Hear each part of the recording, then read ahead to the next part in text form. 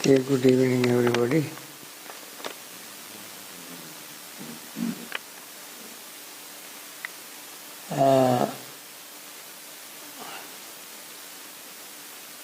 Here is the question: how does right speech apply to comedy?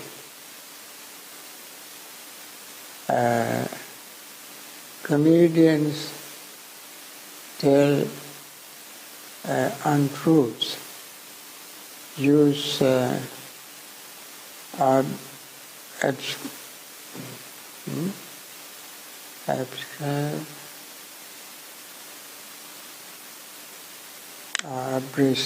abrasive speech, and at times for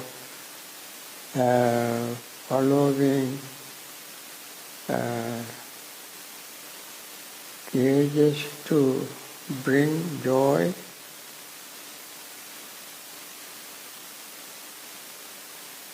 Following language to bring joy. Is this unwholesome? I don't think art of any kind should be judged under the right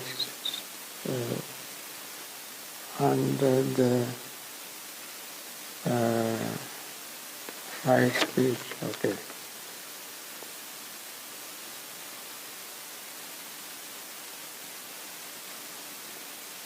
Under the precepts. Okay.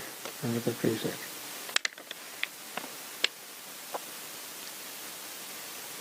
I don't think art of any kind should be judged under the precepts. There are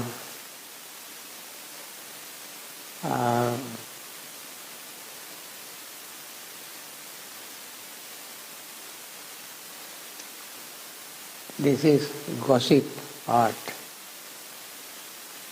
The comedians just to entertain people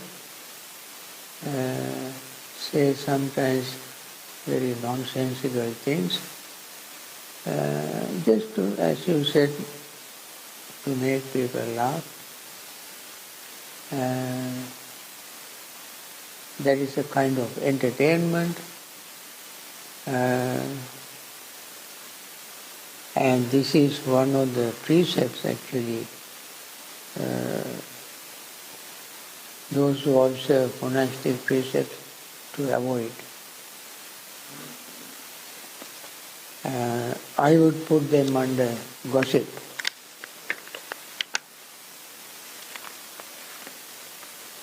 So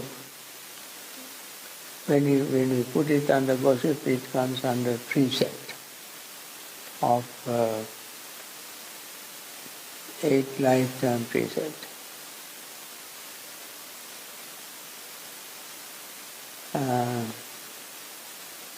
Of course, people, according to their inclinations, they like to justify certain things. Justifying something to please their senses is not the same as the precepts, different. Is it possible to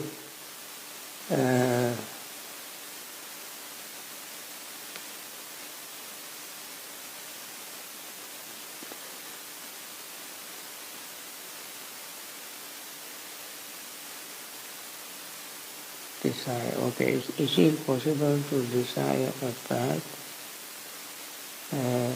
desirelessness in the committed loving relationship?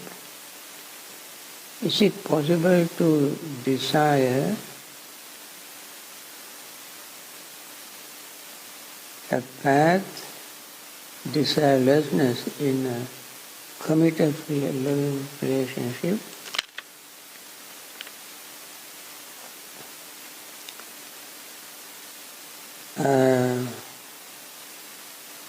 If you want to commit desire lessness,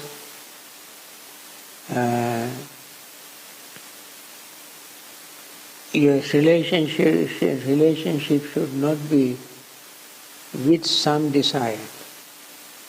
If it is just mere friendship, just like, a friend, a spiritual friend, supporting your Dhamma practice. In that, you may not have a great deal of sensual desire for sensual pleasures. But desire of any form, any shape, any kind, any type is a desire. There may be some different shades of desire, and there really is, all of them are really a desire.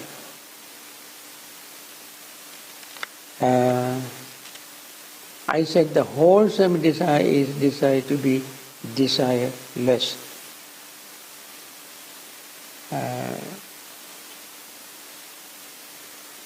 That is not very easy to observe, practice.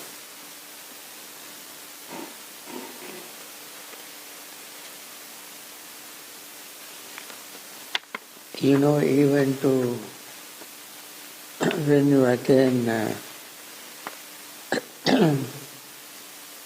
when Buddha attained jhanas, as Bodhisattva before attained enlightenment, he attained jhanas. Then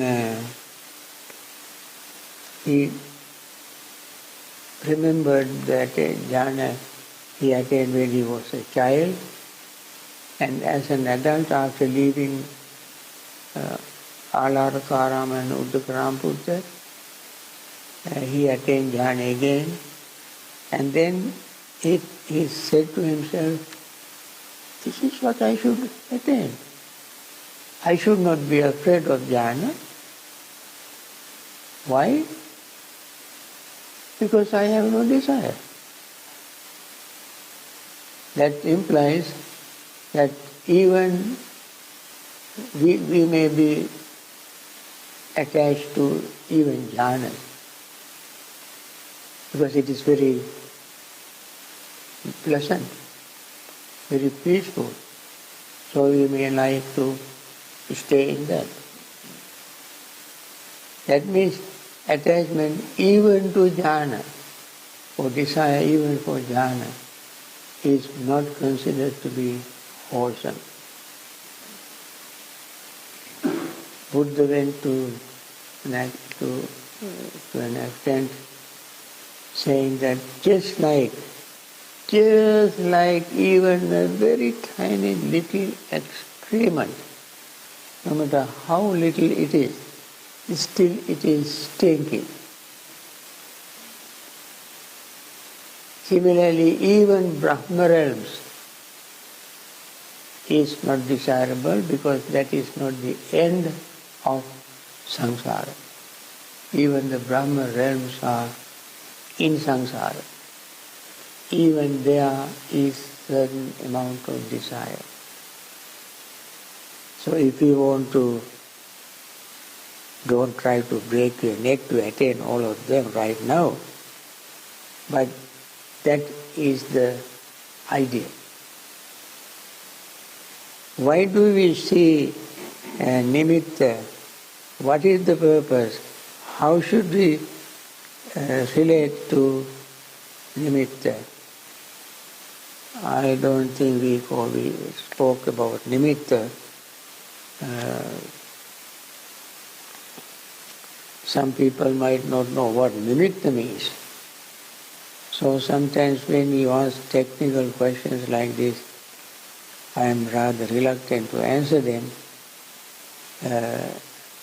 Nimitta is a sign of concentration. When you are going to gain concentration, this sign of spark of light arises, that is the sign of concentration. when that sign arises, you become confident that your attainment of jhana is in the neighborhood, in the vicinity, because you are getting close to it. So it arises naturally.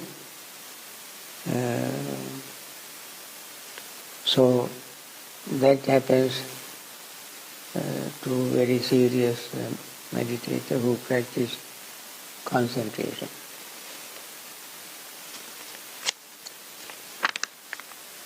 It is just like when there is dawn, you know sun is going to rise soon. Similarly, when you see the sign of concentration, spark of light, you know the next moment you gain concentration. Only for that purpose it arises. I spoke the truth about an event. A co-worker lied about the event. The boss, to make a smooth path and to satisfy his boss, believed the liar. I have mostly forgiven the boss, but I hate that the lie was accepted. What do you recommend? Is it possible to forgive the wrongdoer but not to forgive the deed?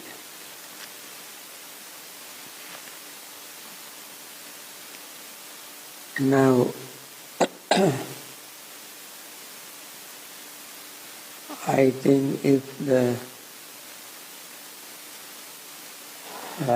co-worker lied to the boss, and the boss, to make a smooth path and to satisfy his boss, boss's boss, believed the liar. Perhaps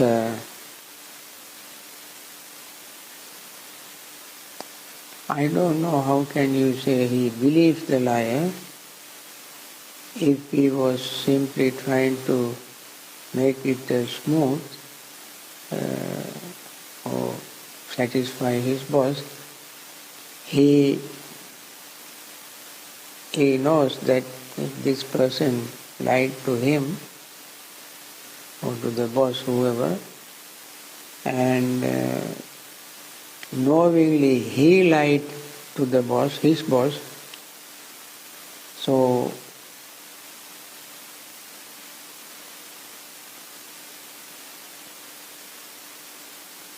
when you know so and so lied, you cannot say so and so believed the liar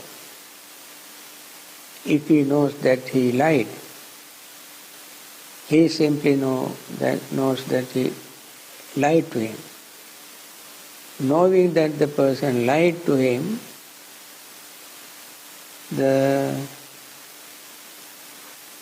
this boss might have kept quiet. Anyway, this puzzles my mind in trying to understand. You say the boss, to make a smooth path and to satisfy his boss, believed the liar. Perhaps he did not believe the liar. He knew he was lying, but he did not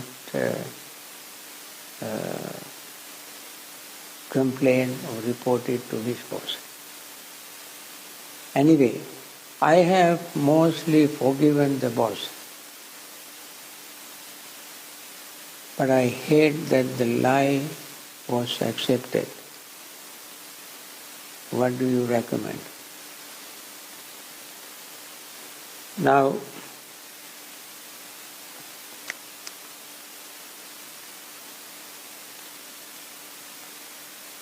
what can you do when he lies and this person lies and that person lies and so on, and you know that is not your commitment or responsibility. You certainly may be upset about it, but I don't think I wouldn't do anything.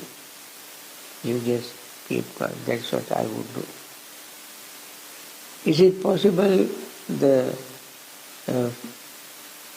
to forgive the wrongdoer, but not to forgive the deed?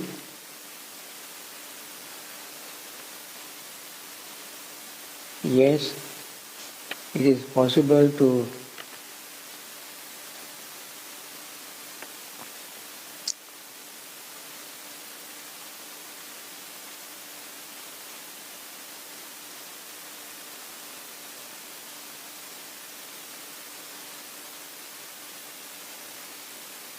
forgive the wrongdoer for his, and you cannot forget the wrong deed. You cannot do both. That is what I feel, I believe. You can forgive the person for doing something wrong because of his own weakness. What can we do? During yesterday's questions and answer session, one of the questions related to rebirth, and within an example you used the phrase, someone may appear normal to you.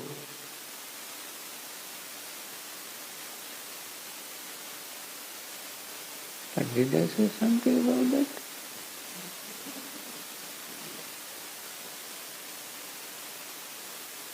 Okay, the question is this. What is your definition or characteristics of normal? Okay.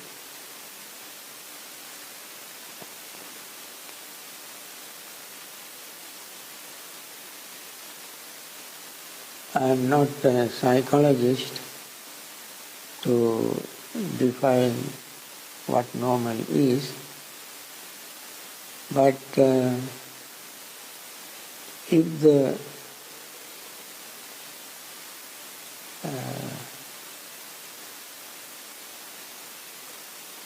say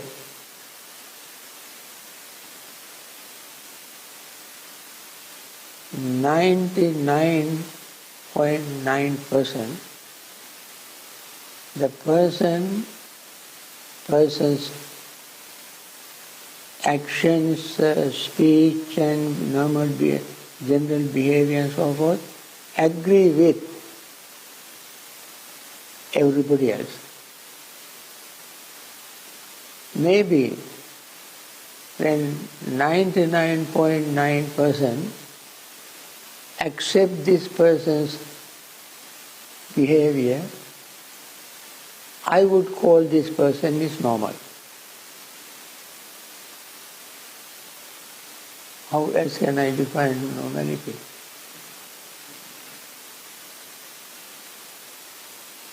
Maybe 0.01% may not be 100% true, but 99.9% that person's actions, thoughts, speech is approved by 99.9% of people, percentage-wise. Then I would call normal. Please provide examples of normal humans you have met. You see, I believe you all are normal.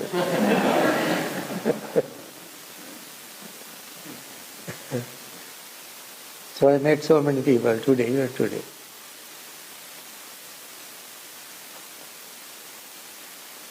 Because nobody has done anything abnormal during this retreat, so I assume you all are normal.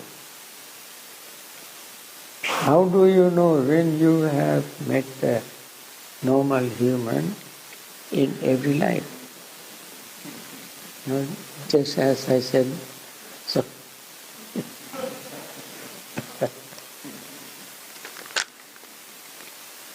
if you go further asking me normal, then you are not normal.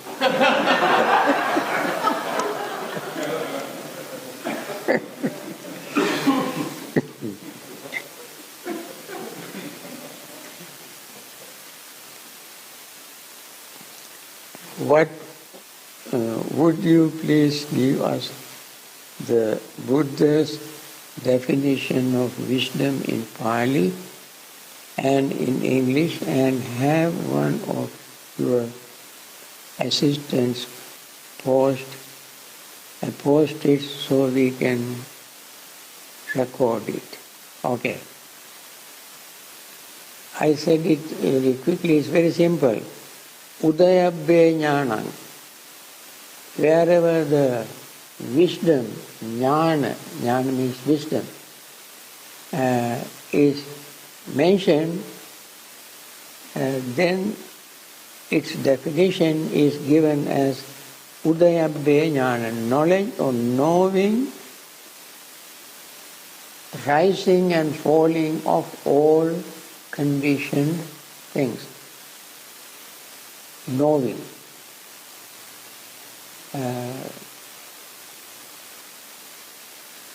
In a without any doubt, without any hesitation, from one's own experience, one sees, knows that things are rising and falling. Udayabbe jnana. I can write it on this piece of paper and leave it here. If anybody wants to copy it, you may copy it.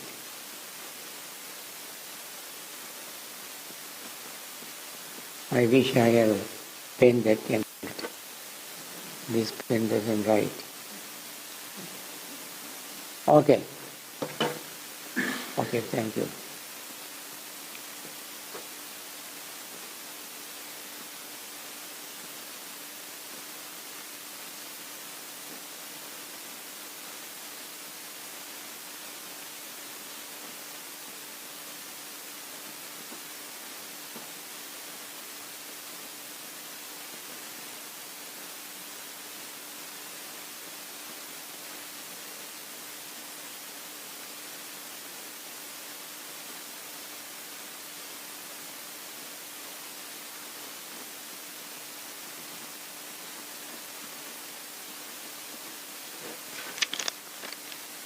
Okay.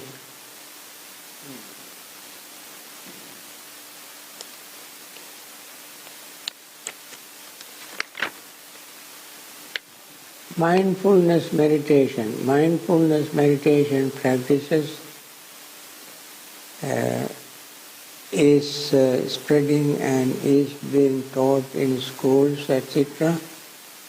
It is quite cut off from Buddhist practice for obvious reasons. Bhante, could you please comment on this curricular practice? Actually, this very good question. Somebody is concerned about this.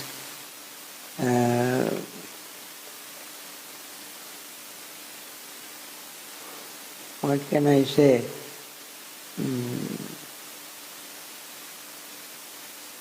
When you bring meditation with the Buddhist label, and not too many people would be interested in meditation. Because, as you said, for very good obvious reason. And that is why people don't use the word vipassana or Buddhist or anything. They simply want to use the practice. They may use the word vipassana, which they don't understand and don't explain anyway. And meditation is less clear.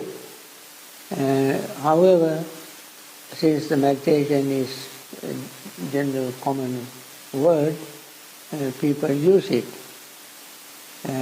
I think even without the title Buddhist, so long as people practice meditation, to that extent it's beneficial, it's okay. It's very wholesome, instead of completely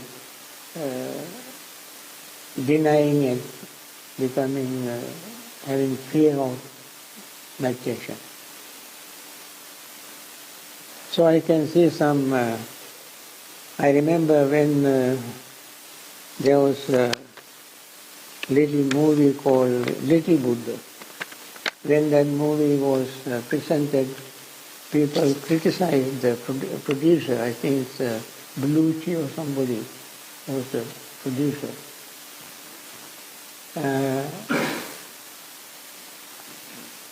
Somebody said this is neither Theravada nor Mahayana, this is all some kind of story. So this producer wrote forward to another somebody's book, and he said, you are right, I did not try to introduce Buddhism. I wanted to take away the fear that people have towards Buddhism. Fear of Buddhism. That's what I wanted to do. Once you remove the fear of Buddhism, then people open their heart and mind to read Buddhist books. Similarly, when people understand, if people practice meditation, those who are practicing in schools, high schools, colleges and so on, become more curious to find out what is this, what is the source. That is how that's how many people became interested in practicing meditation these days, and they begin to look for more reliable sources, and then they go to meditation centers, and they slowly, gradually are filtered from various traditions and come to the core meditation. And therefore, even this much is appreciable and meaningful, instead of nothing.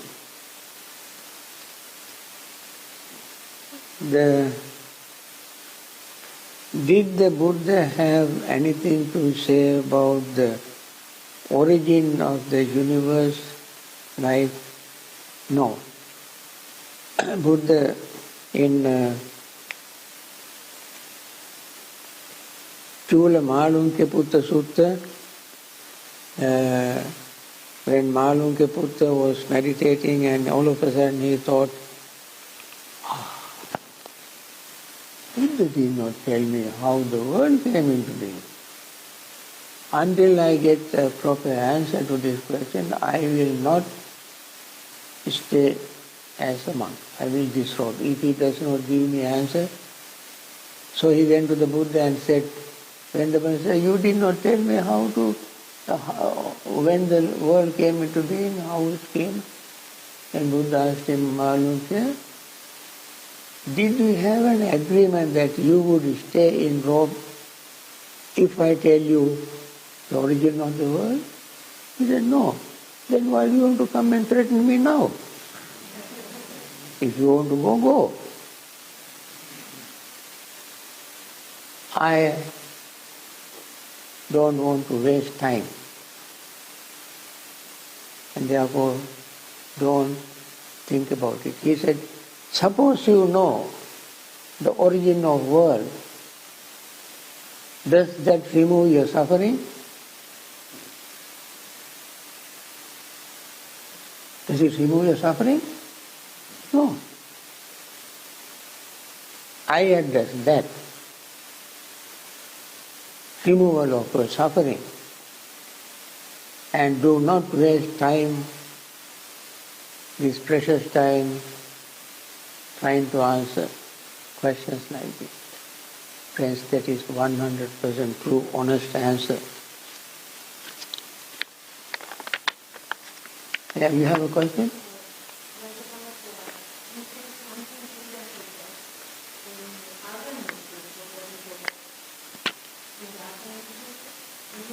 Aganya Sutta. No. That is not the origin of the universe. That is origin of humankind. That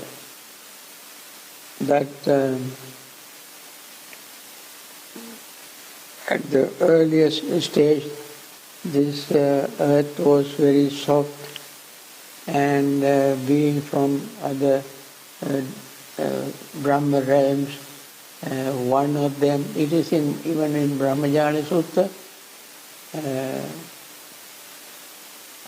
appeared here.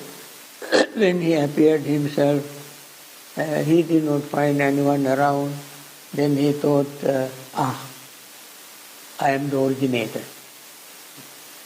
And then another appeared, then he thought, this one created me, therefore this is the creator. And so forth, people develop these notions. But still he did not talk about the origin of the universe. Origin of the universe is indiscernible. That is why Buddha said in Rohitasa Sutta, in Samyutta Nikaya, Anamataggoyam bhikkave samsaro pubbha kotina panyayati avidyayati bhavatannayati. The origin of this repetition of birth and death, even this repetition of birth and death, origin of it is indiscernible because of ignorance and craving.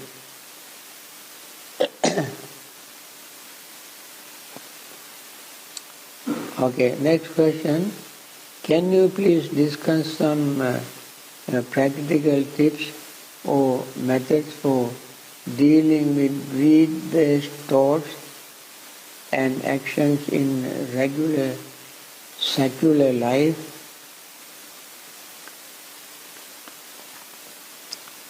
Greed-based thoughts, one is called covetousness. Covetousness is the intense greed for others' property. You have your own property, that is craving, tanha, greed, and intense greed for somebody else's property is called covetousness. So we begin our work with reducing our covetousness, becoming greedy for others' property. And then we begin to let go of our unnecessary things. We have very strong habit of collecting things. Some people are so interested in collecting, there are also specialists who collect things as they are called collector's items. So then we had to let go of those collector's items. When we clean our houses, look for the things that you have not used for 10 years. Throw them away. Put in the trash, garbage, dumpster. And then try to see what you normally use every day and what you don't use every day. And if they are piling up, collecting, throw them away. And so forth, you keep reducing the possessions. That is how we reduce our greed-based thoughts. And the thought for greed, for various things, we have to think mindfully and ask the question, do I need this? Do I need this? Do I need this? And we let go of them. So this will not, you will not be able to accomplish all of them within a week. Perhaps it might take many, many years. And eventually you will be able to do this work. I remember somebody went to a retreat center asking her boyfriends to leave her apartment, taking all his property. After 10-day retreat, she came back and she found this fellow has literally cleaned up her apartment. Everything, including pots and pans and carpets and flower pots and everything he has taken away. And she found only bare floor. Then she sat down and began to laugh out of joy. Why? When all these things were there, she had to water the plants, she had to dust the carpet, she had to wash all these dishes and pots and pans. Now, she doesn't have so many things. Very easy for her. So, sometimes people learn how to reduce their greed that way, although it is accidental, but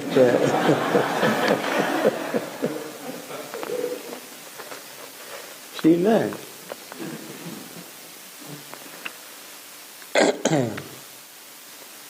The Buddha has much to say on intention, but what about the results? If I have the best intention, but my action result, actions result in harm due to my own ignorance,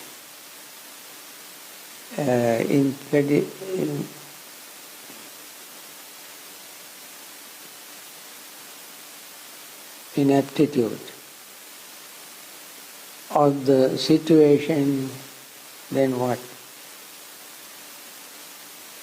What has mercy on?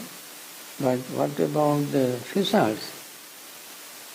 If I have the best intentions, but my action results in harm due to my own ignorance. You see, there is a saying, best intention is the path to hell. Therefore, along with the best intention, we also have to have a wisdom, understanding to implement our best intention. If you do something very foolish with best intention, surely you will have a lot of difficult results, harmful results. So you said, due to my own ignorance. Surely if you are ignorant, your destined intention is not going to do any good to you. So the opposite of ignorance is wisdom. Try to use your wisdom and your mindfulness.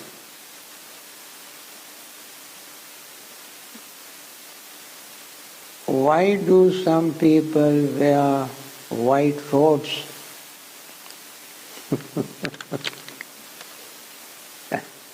In this monastery there are two people wearing white robes. They are preparing to become monks.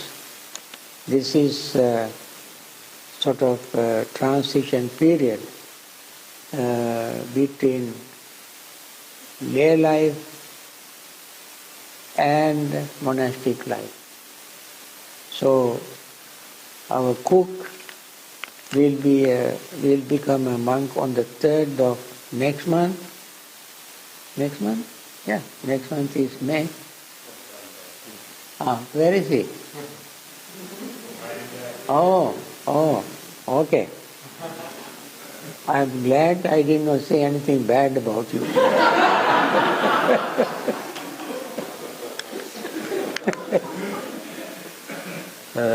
Okay. He will become a monk on the 3rd, and he will become a monk next year. Right? Okay. Are Buddhist nuns treated equally in the Therevadan tradition?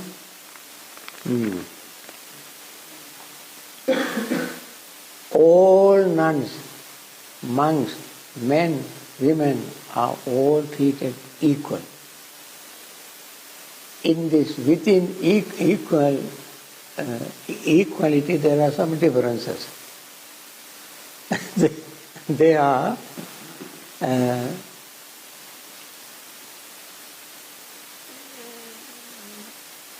because they are traditional things, almost difficult to change people's minds, but practicing Dhamma, learning Dhamma, meditation and teaching, the opportunities are all the same.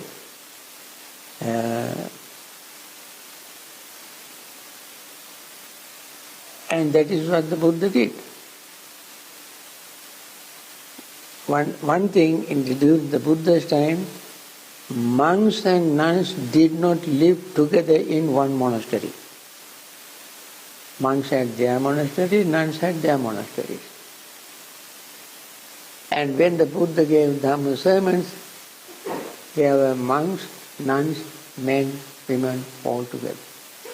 Sometimes he gave sermons only to monks, sometimes only to nuns. And that is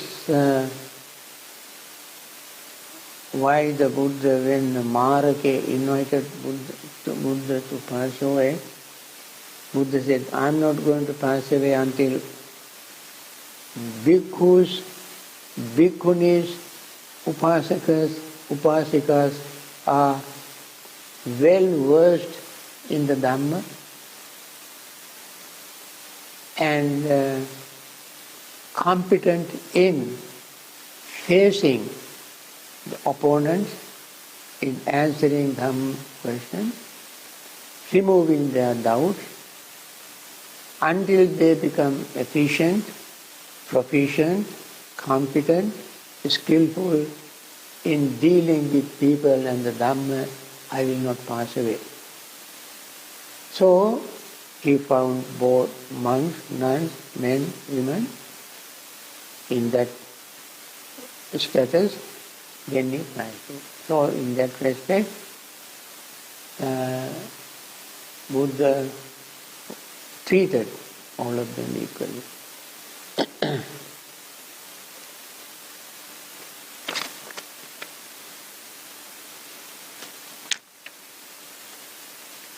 Are monks allowed to wait, train and engage in physical activities in order to maintain their health and support their spiritual training? Allowed to wait,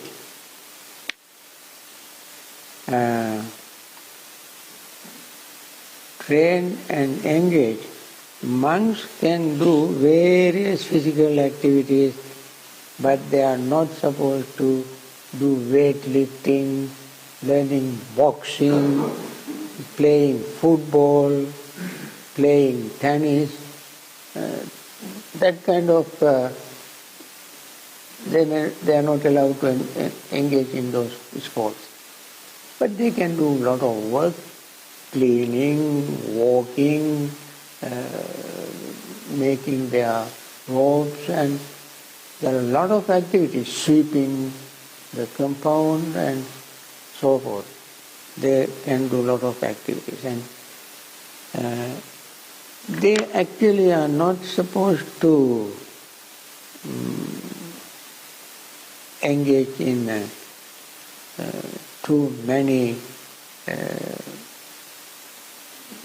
activities such as bodybuilding and learning karate, kung tao, self-defense, and all this, especially in the Theravada tradition.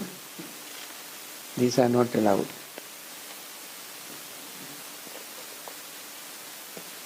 Then they go overboard.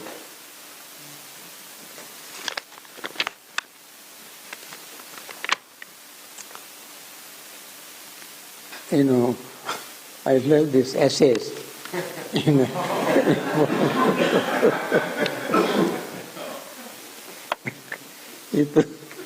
I think it's better if you write short questions. How can I not have doubtful?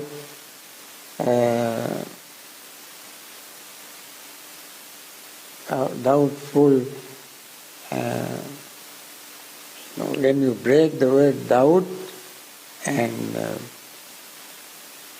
pull at me when I see many monastics who are not liberated and yet put in much more effort than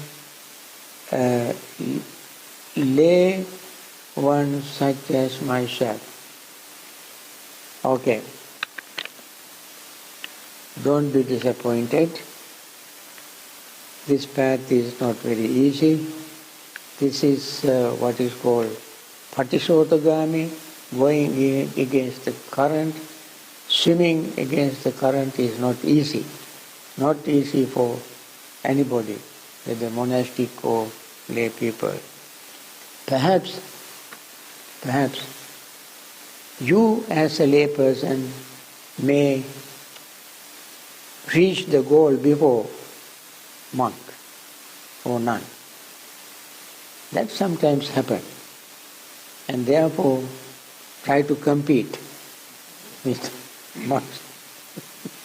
Don't try to be lag behind them. Whether they attain enlightenment or not shouldn't concern you. How few people actually become enlightened is not something that builds faith. You know, there was a man called Paharada. He asked the Buddha the same questions. Even when the Sariputta asked the Buddha the same question, they asked almost similar question. In the past, when there were not too many rules and regulations, Venerable Sir, many monks attained enlightenment. Now, there are so many rules and regulations to control their lives, but very few attain enlightenment. What is the reason? Buddha said in early days they had very, very simple life. Their commitments were very few. And they came to the monastic life with utmost sincerity, honesty. And that's all they want to do. They attain enlightenment faster. Later on, the monastic undertook so many activities, commitments, because the community increased, lay community increased, they demand, please, can you give Dhamma talk? Can you explain this Dhamma point? Can you teach us meditation? So monks got involved in all these things. And therefore they gradually neglected their own attainments. Moreover, they had many monasteries, kutis. They have to maintain all this. So when monastics get involved in so many activities, actually demanding, society demands, people demands, situation demands, so they have to commit, do all this, and then their practice becomes, slow, and attainment is slow, and fewer people attain. Also, another question.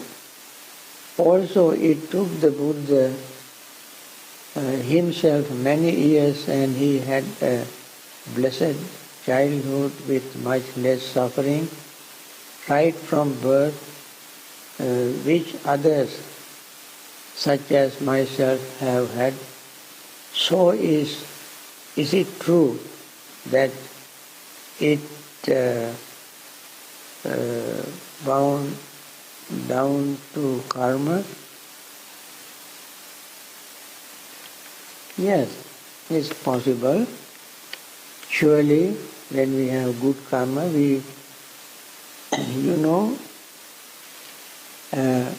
when you have a good karma, this is a very beautiful question. When you have good karma, that means you have done wonderful, good things in the past.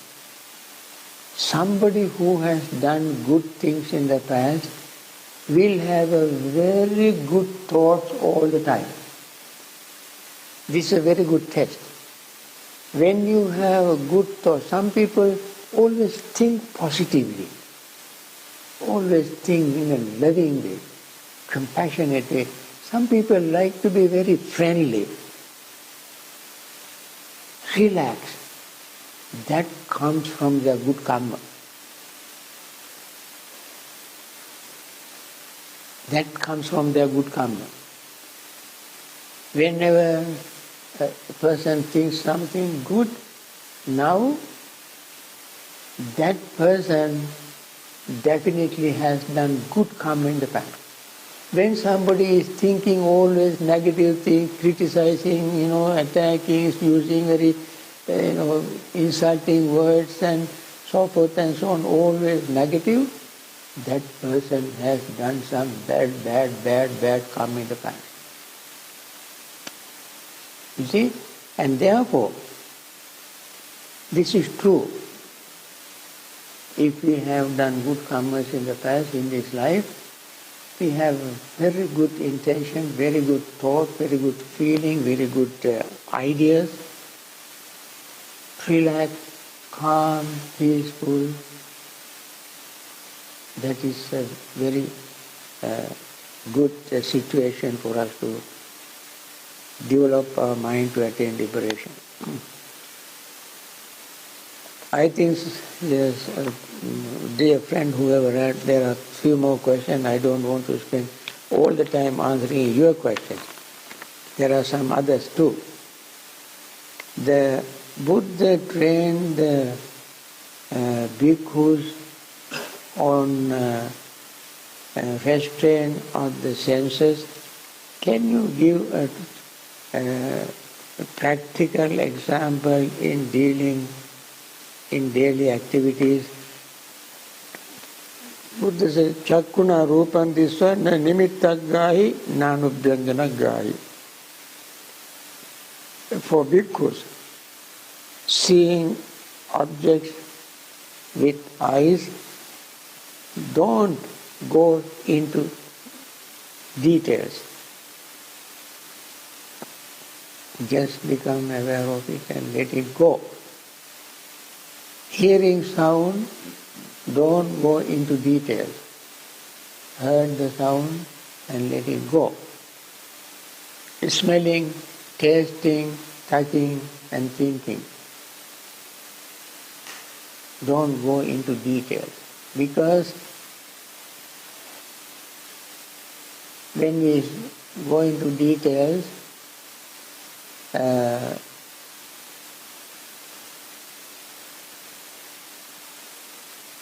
then we begin to think.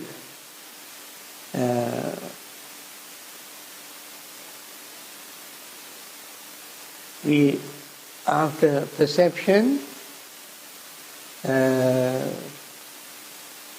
sanjanana, knowing, recognition, a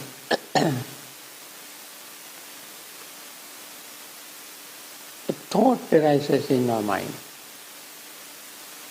And when we keep thinking, desire arises in our mind. And when we have desire, then we have more thinking.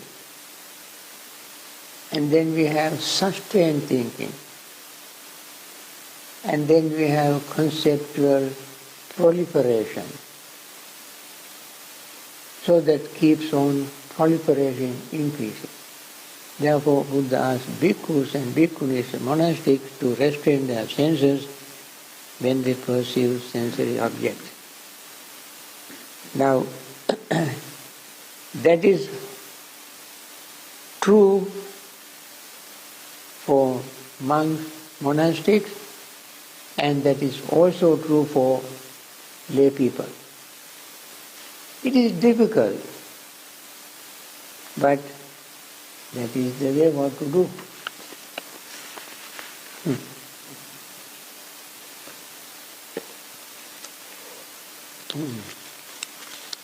Okay. I enjoy reading the news, but it is distressing since it appears our greed will make our what they call planet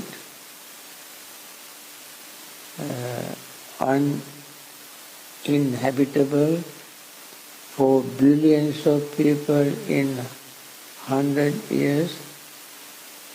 Should I just stop reading the news, meditate, and only worry when the problem arises, when the is at my doorstep? I think that's a good thing to think. Don't read all these news. They are just, they provide us with examples of greed, hatred and delusion. All the news you read are examples of greed, hatred and delusion. If Buddhism has no confession, why does the puja, we recite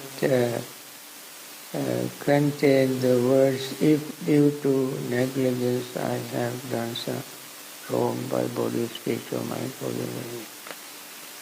Buddhism has confession. We confess. We have, and Buddha advised Venerable Rahula in Rahula Sutta. If you do something wrong, immediately confess, immediately tell. That would relieve your mind. You feel very relaxed. Yes, we have. But when we do confession, we don't expect the person who listens to confession would take away all our unwholesome things, unwholesome karma. That person, we never expect that person would wipe out our unwholesome karma. That listener will give very reasonable advice, and then advice, don't do it again. I'm glad you mentioned it, because you are honest. I advise you, don't do it again. That kind of consoling words help the person to relieve the burden of guilt.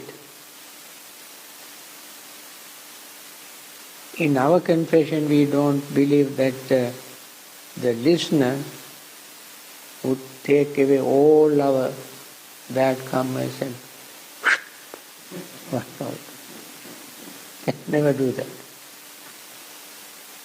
Can I be mindful when studying non-Dhamma subjects, for example, physics, therapy, textbooks for school? If yes, please explain how.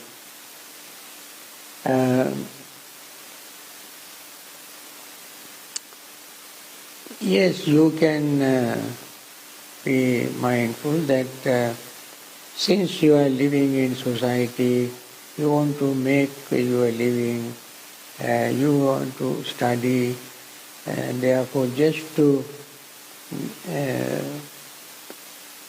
fulfill academic requirements, you do all these things, and you think, I do this as a requirement, and also once I learn this, I put my time, effort and skill to help people. So my motive is wholesome, and therefore what I am studying here, though it is not Dhamma, of course there is Dhamma in all this, that you will find later on when you finish your studies. But for your livelihood, you study these things. Eventually you can help others. I hope this is the last question. Boy, no more. No, more questions. See? Again, next time, tomorrow, we put this on the top. This may be the yesterday's leftover. See? Yesterday's leftover. So I cannot postpone. I answered this question and stop it. You can hear how hoarse my voice is now. What does Buddha say about soul? Metas?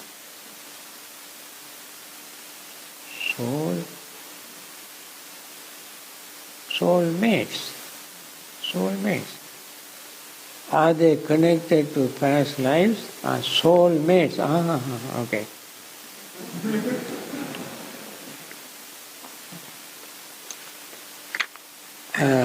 Buddha does not say anything about soul.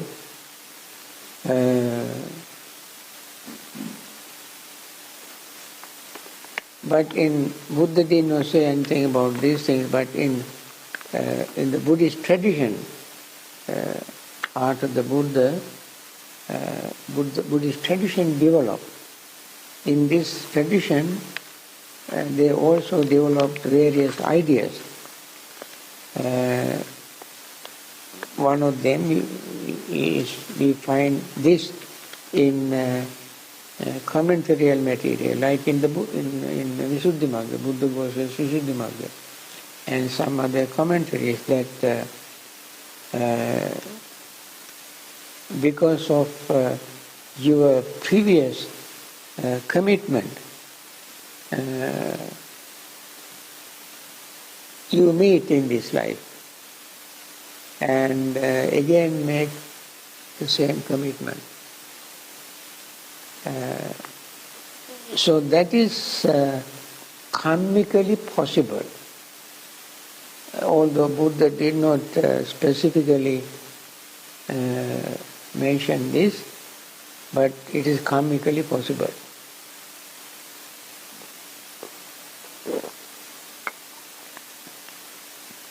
Okay, I think I must stop here.